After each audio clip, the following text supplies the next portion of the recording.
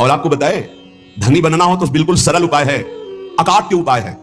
धनी सब बनना चाहते लेकिन पाप करके बनना चाहते, अधर्म करके बनना चाहते, दूसरों को लूट करके। हाँ, बोले शॉर्टकट से, तो शॉर्टकट से ऐसा मरोगे कि फिर निकलने को नहीं मिलेगा इस माया समुद्र से। ध्यान रखना, ये जो सोचते हैं ना बहुत जल्दी धनी बन जाने के लिए, एक उपाय है, बहुत जल्दी कृपा हो जाएगी, बहुत जल्दी धनी बन जाओगे। क्या? संतों की सेवा शुरू कर दो।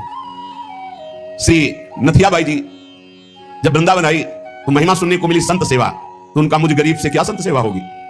तो चून मांग के लाती, उपला बिन लेती, उससे रोटी बनाती, और कोई भिक्षा जाता होता करने, साधु बुला, ए बाबा आ जा, मोटी मोटी लाल लाल रोटी सेक कर पवाती। अब धीरे धीरे भिक्षा से जाने वाले साधु उनके यहाँ जाने लगे, रोज मांगना, मांग कर लाना, बनाना, पवाना, पवा के बैठी, फिर संत आ गए, लाओ माई, फिर आटा लगाया, फिर कभी ना नहीं किया। एक दिन वो हुआ कि बोरा में लद लद करके अन्न और व्यवस्थाएं, बिहारी जी स्वयं एक दिन वो गाड़ी में लद करके आ रहे थे, आटा और सब सामग्री लेने गई थी मैया, और वर्षा होने लगी, तो छाता मैया को दिया, और आप लालटेन ले हुए और कहे आओ मैया इस रास्ते से, बैलगाड़ी थी ऐसे। सोचा ये 9 किशोर 14 वर्ष का बालक कितना कृपालु है, ऐसी वर्षा में स्वयं भीजता हुआ हमें छाता दे, क्योंकि संतों का अन्न है। नहीं छलिया अगर अपने को जानने नहीं देना चाहता तो कोई नहीं जान सकता। जब दूसरे दिन बिहारी जी के दर्शन करने गई तो देखा एक हाथ में लालटेन एक हाथ में छाता। बोले अब हमें समझ में आया कि कौन था, आप थे बिहारी जी।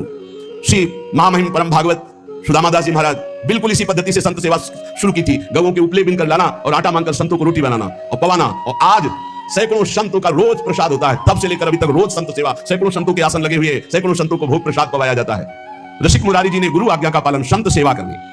पर संत सेवा का बहुत कठिन व्रत है, बहुत कठिन व्रत है, क्योंकि अलग अलग स्वभाव के संत, अलग अलग भाव के संत। ध्यान से सुना जाए, संत सेवी भाव रखने वाले उपासक, आपकी एक विलक्षण भावना थी, सब संतों का चरणोदक उतारते। ये भी ध्यान रखना चाहिए कि उसमें ये नहीं देखना चाहिए कि इनके पैर गंदे हैं, इनमें क्या लगा हुआ। नहीं, जब चरणोदक उतार रहे हैं तो सबके, भले कुष्ठ क्यों ना हो उनके चरणों में, लीला हो सकती है, वही भगवान हो सकते हैं। ध्यान रखना, जब चरण धोने के लिए संतों के बैठते हो आप लोग, तो उन्हीं में से ऐसे आ सकते हैं घृणित वेश धारण करके जिनको छूना भी अच्छा नहीं लगेगा। बहुत चाव भाव से उनके चरण धो, ये मत सोचो कि इनके पैर कैसे घृणित है, घाव है, क्या है, ऐसा नहीं, बिल्कुल सावधान। लीला कर सकते हैं, हरि हैं, बड़े लीला बिहारी हैं। ऋषिक मुरारी जी के धन क्या था? संतों का चरण उदक भर भर के माट में ऐसे ऊपर विराजमान के आसन पे, और रोज उनकी परिक्रमा, रोज साष्टांग दंडवत, और रोज चरणामृत पान, रोज चरणामृत उतारवाना और संतों को भोग पवाना। संतों के चरणामृत में किसी भाग्यशाली की निष्ठा होती है। मटकों में भर भर के रख के, जैसे कोई संपत्ति रखता है, ऐसे बड़ी कृपा है, गुरुजनों की बड़ी कृपा है जिनको संत चरणामृत में। और जब से वैष्णव मार्ग मिला तब से गुरु कृपा से नित्य चरणामृत मिलता है। 500 वर्ष पहले महापुरुषों के जो चरणामृत वो आ करके अपने आप कृपा करके दे गए। ये तुलसीदास जी का चरणामृत है, ये अमुक संत का चरणामृत है। तो गुरु कृपा से बहुत से पात्रों में चरणामृत ऐसे रखा, रोज दर्शन, रोज पान, रोज सौभाग्य मिलता है। चरणामृत, उसकी पूजा करते, आरती उतारते, परिक्रमा करते, दंडवत करते संतों की चरणामृत की। चरणामृत की निष्ठा, जबान में सबसे पहले चरणामृत। कई बार ये लीला होती, वहां अलग चरणामृत, यहां अलग चरणामृत रखा, पहले चरणामृत, फिर जो कुछ बाल भोग जो भी ले, पहले चरणामृत, भोजन तो पहले चरणामृत। चरणामृत की निष्ठा होनी चाहिए, ऐसा नहीं कि भोजन देखा टूट पड़े। श्रीधर बाबा जी की हमने निष्ठा देखी, अगर चरणामृत बोले बाबा चरणामृत तो संपन्न हो गया, तो फिर प्रसाद नहीं पाते, फिर दूसरे दिन चरणामृत जब मिलेगा तभी प्रसाद पाएंगे। बड़ी निष्ठा होनी चाहिए चरणामृत में, संत चरणामृत में। कभी कभी विचित्र लीला हुई, संत चरणामृत उतारा गया और 4 दिन के बाद दुर्गंध प्रकट हो गई। अब इतनी कीमती चीज कैसे फैला दे? तब फिर आया कि उसको ढक्कन खोल के रख दो, 10 दिन अपने आप सब खत्म और निर्मल। ऐसा कभी चरणामृत हो तो फेंकना नहीं, उसको बड़े ढक्कन वाले में ऐसे पात्र में रख के ढक्कन खोल के ऊपर से महीन कपड़ा रखकर छोड़ दो, वो 10-15 दिन में एकदम बहुत स्वादिष्ट और उसकी दुर्गंध खत्म हो जाएगी। लीलाएं होती है, उसको दुर्गंध समझ के फेंक मत देना। वैष्णव जनों की ये निष्ठा होती है, चरणामृत से बहुत दिव्यताएं प्राप्त हो जाती है, बहुत दिव्यताएं प्राप्त होती है। यदि साधु सेवा नियम पूर्वक, दैन्यता पूर्वक, भाव पूर्वक की जाए तो भगवान संतों की जिह्वा से ही प्रसाद पाते हैं। स्वाद ले लेकर संतों की जिह्वा से पाते हैं। संतों का चरणामृत उतारा जाए, संतों की आरती की जाए, संतों को प्रसाद पवाया जाए तो भगवान बहुत जल्दी प्रसन्न हो जाते हैं।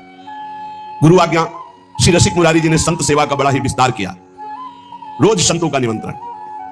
जब तक गुरु वचनों पर विश्वास नहीं होता तब तक बल नहीं आता अध्यात्म का। आपके हृदय में संत वैष्णवों के प्रति अपार सुख देने की भावना आ गई, क्योंकि गुरुदेव ने कहा संत सेवा में ही भगवान की प्राप्ति होगी। श्री प्रियादास जी कह रहे कि रसिक मुरारी जी की संत सेवा की महिमा का वर्णन या संतों के प्रतिभाव का वर्णन एक जिह्वा में कैसे करूं? मतलब इतनी अपार संत सेवा की भावना, मेरी बुद्धि थकित हो जाती इनकी महिमा देख करके संत सेवा की। आप बड़े समारोह से श्री गुरु उत्सव मनाया करते थे, उसमें पूरे दिन कथा कीर्तन सत्संग भोज भंडारा होता रहता था, सब संतों को बड़ा सुख प्रदान करते थे। यह उत्सव 12 दिन तक लगातार गुरु उत्सव चलता।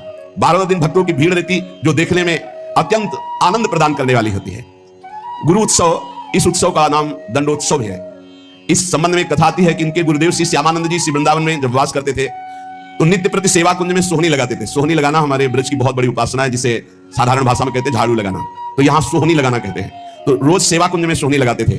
सेवा कुंज में प्रिया प्रीतम नित्य विहार करते हैं, तो इनको एक अपार सुख मिलता कि मेरे श्यामा श्याम यहाँ विहार करते हैं, मुझे सोहनी सेवा का सौभाग्य मिला, मैं उनकी दासी हूं।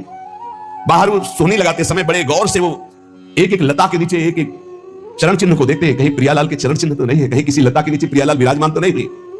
प्रियालाल के चरण चिन्हों के कभी कभी इनको दर्शन हो जाते तो बड़े भाव में मगन हो जाते। कभी कभी युगल चरणारविंद के दर्शन होते। कैसे पहचान होती है कि प्रियालाल के चरण चिन्ह? क्योंकि प्रियालाल के चरण में 19 चिन्ह हैं, चरण चिन्ह। सबके साधारण चरण ऐसे, प्रियालाल के चरणों में चरण चिन्ह है।